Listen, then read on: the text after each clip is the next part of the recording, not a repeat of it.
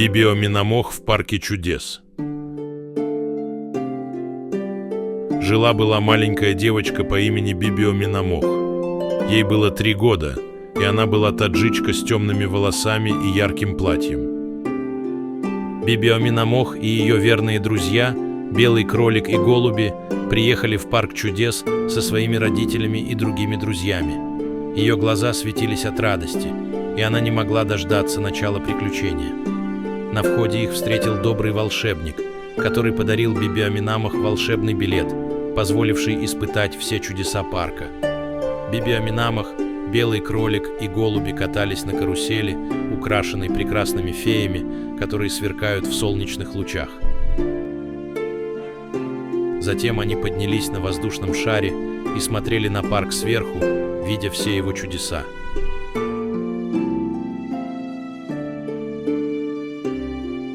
Проходя через лабиринт смеха, каждый поворот вызывал взрывы смеха и веселья. Они достигли волшебного озера, где плавали разноцветные лодочки. Бибио-Минамох, белый кролик и голуби катались по озеру, наслаждаясь спокойствием и красотой природы. Дельфины устроили представление в бассейне парка. Бибио-Минамох и ее друзья танцевали вместе с дельфинами, наслаждаясь их игривостью. Затем все устроили пикник на зеленой поляне, наслаждаясь вкусными угощениями и веселым общением. Бибио-Минамох каталась на милом пони по цветочному полю, чувствуя ветер в волосах и веселье в сердце. Белый кролик и голуби радостно следовали за ней. Они нашли секретный сад, полный волшебных цветов и бабочек, наслаждаясь красотой и запахами этого места.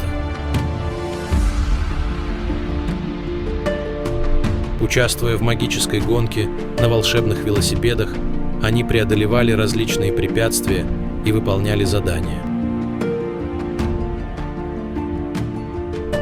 Театр теней в парке представил волшебные сказки.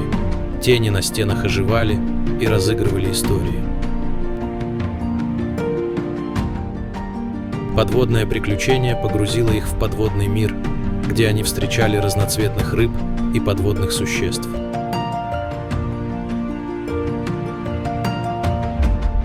Вечером в парке прошел праздник фейерверков, озарив небо яркими огнями.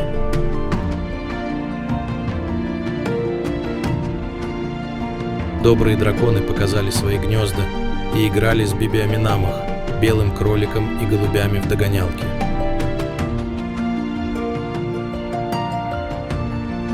Полет на ковре-самолете поднял их в небо, чтобы осмотреть парк с высоты птичьего полета.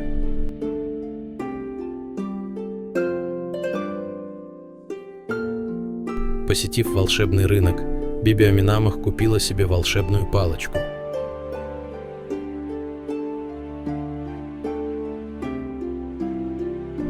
Катаясь на лодке по волшебной реке, они наслаждались видами и спокойствием.